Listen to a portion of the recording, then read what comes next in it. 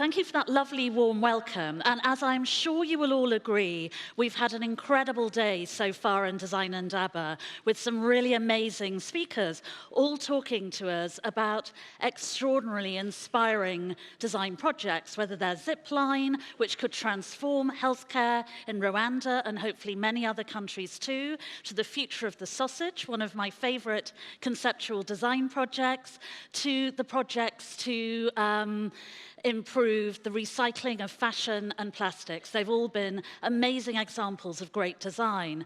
But of course, very little design is actually great. Very little of it is even any good. Most of it is mediocre, and an enormous amount of it is downright bad. And that's what I'm going to talk about today. Now, because bad design is a problem that bedevils all of us.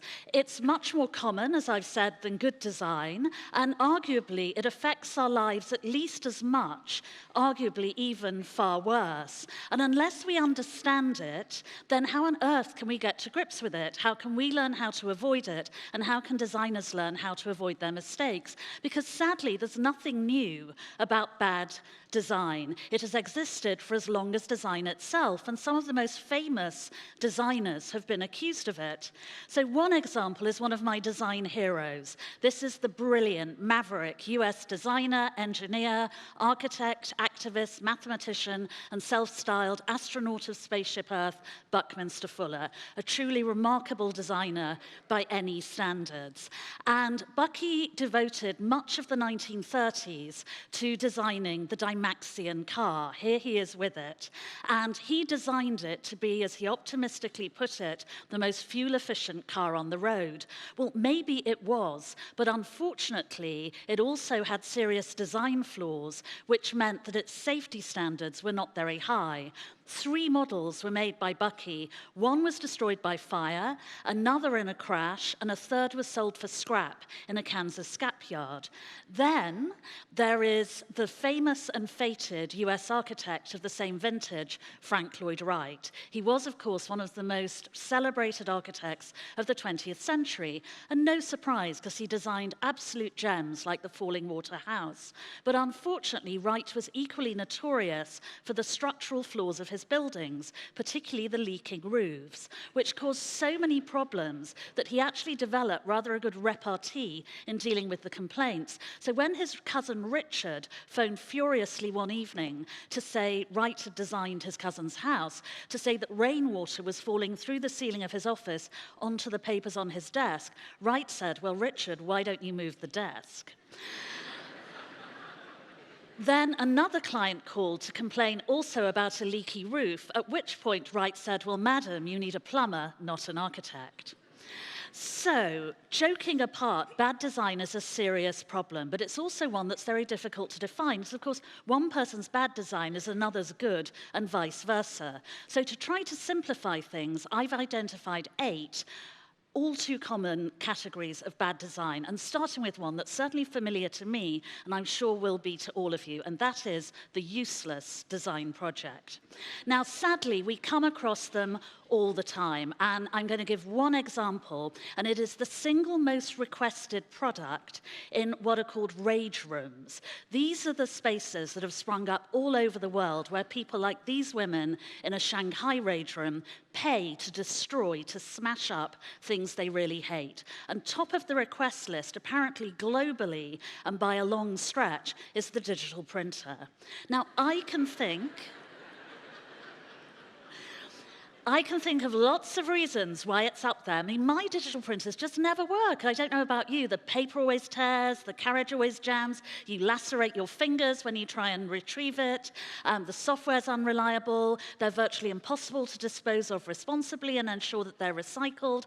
The whole thing's a nightmare. So, all in all, a devastatingly effective example of bad design. But it is possible for design projects that fulfill their functions efficiently, unlike printers, to still be badly designed. And these are what I would call the pointless design project. And my example of this is one of the most expensive, heavily promoted, intensely R&D'd projects of recent years. And it is this: Google Glass. Now, Dave Hackens referred to it earlier. Now, presumably, the designers, engineers, and executives at Google were so enthralled by what they thought was the dazzling new technology of Google Glass that they assumed the rest of us would be too. But we weren't, because we're not idiots. Who wants to wear a dodgy pair of specs like that, particularly as it didn't really do anything that the average smartphone wasn't already doing, and would also open you up to lawsuits for invasion of privacy, for filming people without their permission? So, unsurprisingly, Google Glass was widely ridiculed, so much so that a special name was coined to describe the few people who actually wore it. And it's rather a rude name, far too rude for me to say on a polite public stage like this. So suffice to say that the first word was glass and the second word was hole. So, Google stopped production of glass because it sold so poorly after just 18 months, and has since tried several times to reinvent it, but never very convincingly. So after useless and pointless design projects, I come on to lazy ones. So these are design projects that really are badly designed, but could have been much, much better with very little effort on the part of their designers. And tragically, a place like this is the notorious Abgagloshi dump outside Accra in Ghana. And this is a hellhole, obviously, as you can see from the image. And it is a place where electronic and digital products are dumped. They're left to fail to decompose, poisoning the land for decades, if not centuries, to come. And most of those products should never, ever, ever have gone there, because with a little more effort from their designers and manufacturers, it should have been possible to dispose of and recycle them responsibly. So as a tiny example, I would use copper wire. Copper's very valuable, it's very easy to recycle, but most copper wire used in digital and electronic products is covered in black rubber. And when that black covered wire goes to recycling plants, the optical sensors automatically reject it because black is invisible to those sensors. So it's dumped somewhere like the Abgagloshi dump, just adding to the damage it causes, and a really easy opportunity has been overlooked. Next up are thoughtless design projects. So these are projects whose designers really should have thought much more rigorously about the consequences of them. And a terrifying example is Predpol.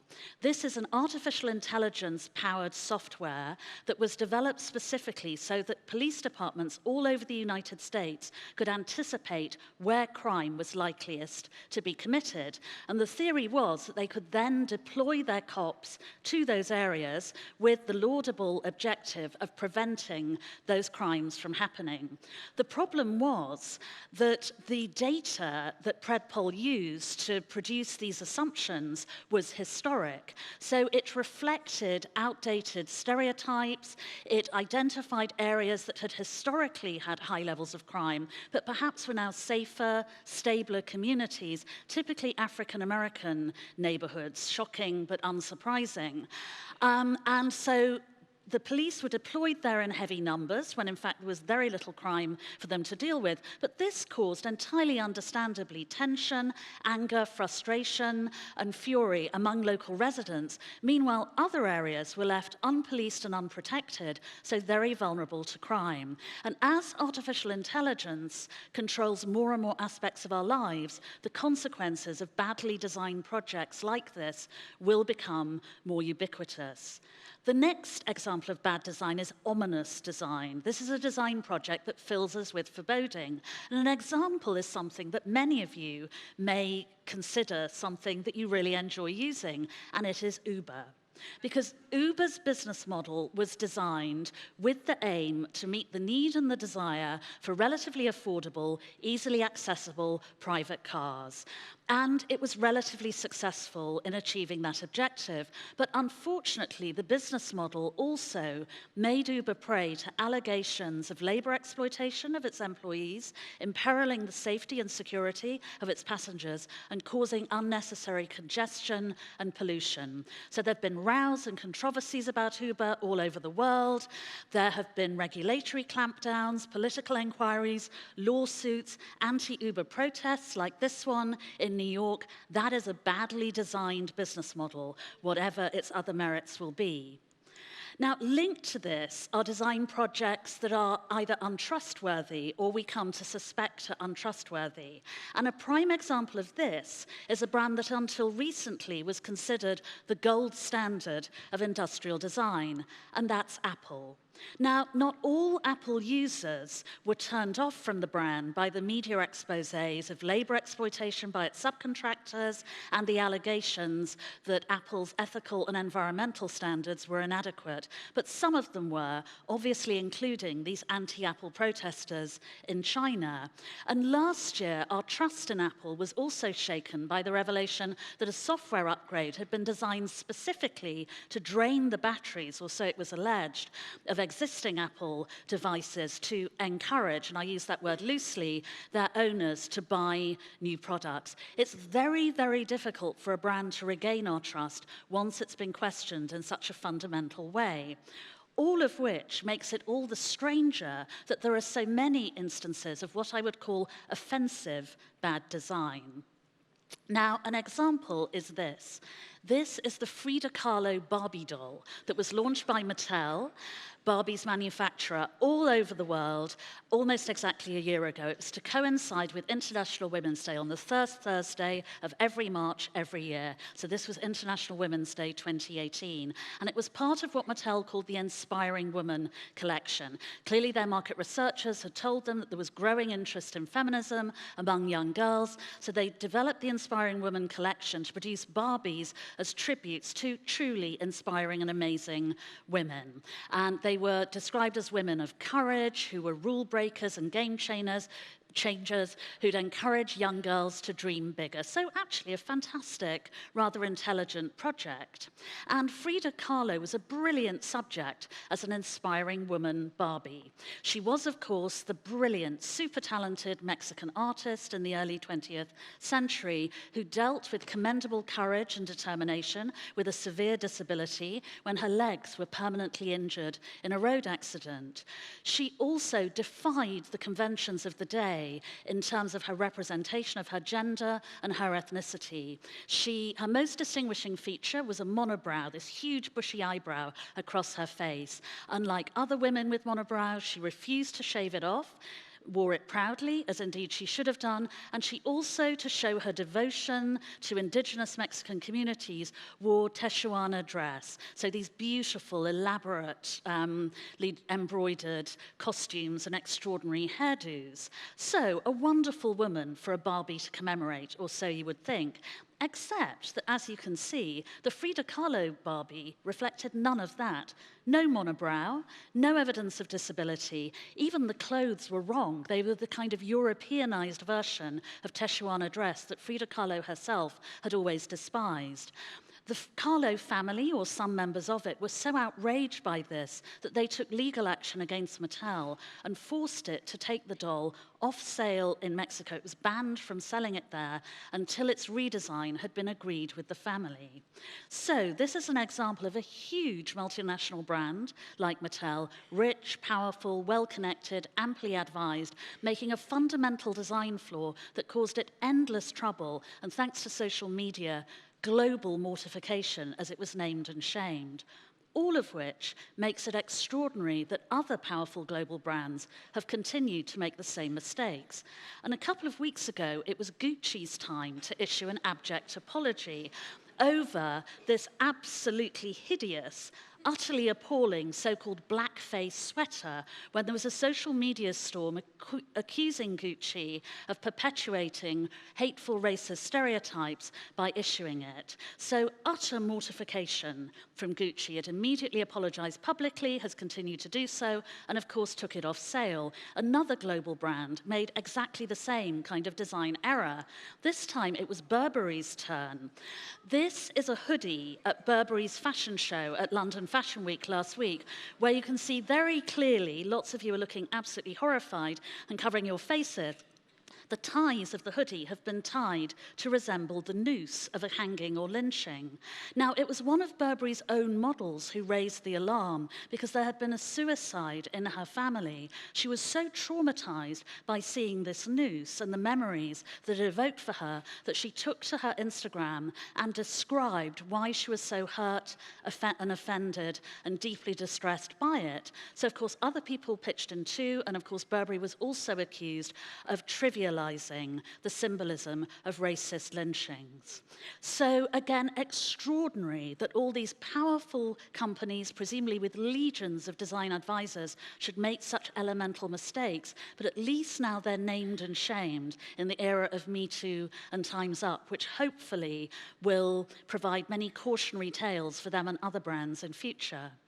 Yet there are instances where the use of bad design, or what we'd conventionally call bad design, is wholly justified. And these are what I would call strategically bad design projects. And an example is this. It's a Marlboro cigarette packet, and you would agree it looks absolutely awful. You know, who on earth would want to buy anything that's packaged in that hideous image of a patient undergoing presumably emergency surgery? But of course, it fulfills a very practical purpose for Marlboro because, like all cigarette companies, it's under strict political instruction to communicate the medical and health risks of smoking to its customers. And so similar packaging is used all over the world. In Australia, manufacturers even go one step further. The only color on the packages is what research has proven. I mean, who knows what the research was, but I read that it was proven is the world's ugliest and least popular color, a particularly sludgy stage of brownish green. And yet there is a subjective element to strategically bad design, because what can be good design to some people definitely isn't for others. And Steph Foster used a brilliant example of this in the taser glove. Presumably to the prison guards who wanted their prisons to buy it, they would see it as an efficient way of controlling inmates. To the rest of us, it's absolutely appalling and unjustifiable abuse and use of violence for very vulnerable people, as are these. These are the anti-homeless spikes, which in recent years have appeared all over the world. These are under flyover in China. Typically, these spikes are around expensive properties, like very expensive office blocks and apartment buildings, and they have one objective, that's to stop people, predominantly homeless people, so-called undesirables, from resting or sleeping there. And they fulfill that function with ruthless, I would say remorseless, efficiency. Now, I presume to the people who own apartments in those buildings or the landlords of the office blocks, they think they're well designed because they don't want so-called undesirables hanging out there, and they want to protect their property values. But of course, to the rest of us, it is utterly unjustifiable that the most vulnerable members of our communities should be subjected to something as cruel, remorseless, and abusive and violent as this. It's a really ugly piece of design on any moral basis. So my final category is what I would call good intentions but.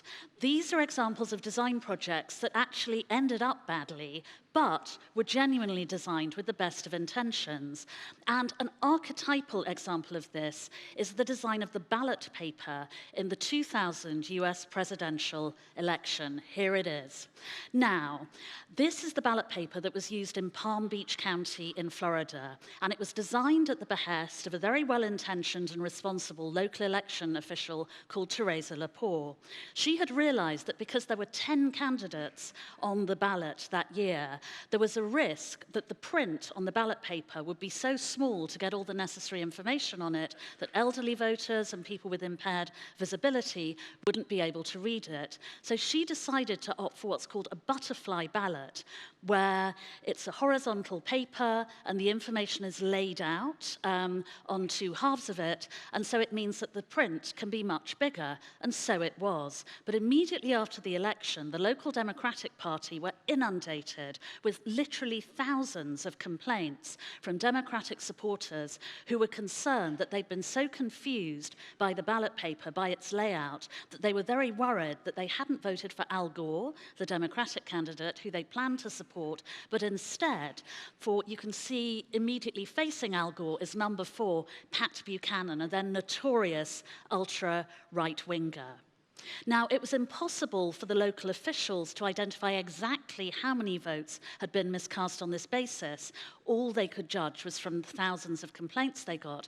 This may not have mattered had it not been for the fact that the outcome of the vote in Palm Beach County was incredibly narrow. Again, that might not have mattered, but the outcome of the national vote was incredibly narrow too, so much so that the result of the election, who would be the next president of the United States, was going to be determined by the outcome in the last state to vote, and that was Florida. And the Florida vote was also so narrow that its result would be determined by the last county to vote, which unfortunately was Palm Beach County. George W. Bush won Palm Beach County, Florida, and the United States by an incredibly narrow majority. Local Democratic officials are convinced to this day that Al Gore really should have won that election if only the ballot paper hadn't been so confusingly designed. That's how much bad design can matter. And yet, despite this incontrovertible evidence of bad ballot design, it's happened again. The last major elections in the US were the Senate elections late last year. And here is yet another incredibly confusingly designed ballot paper, as bad luck would have it, also in Florida, this time in Broward County. Now, this time the problem was that actually voting for a senator was so difficult for voters to work out where to mark their choice that many of them claimed that they ended up not voting at all. So again, that's how much bad design can matter. And one of the really worrying aspects of bad design, and I hope I've demonstrated there are lots of them, is that its consequences are about to get worse and worse. That's partly because we're not taking stringent enough action to tackle issues like recycling on a major scale, and so hellholes like the Abgagloshi dump are simply going to get bigger and bigger, more toxic, filthier, more fetid, more poisonous and polluting. But also because more and more areas of our lives will be controlled by artificial intelligence-powered software like Predpol, and unless we get to grips with it, the problems are going to get greater and greater, as they will from other recent advances in technology that are already becoming ubiquitous and will become more and more so in the future: cryptocurrencies, biometric identification, and so on.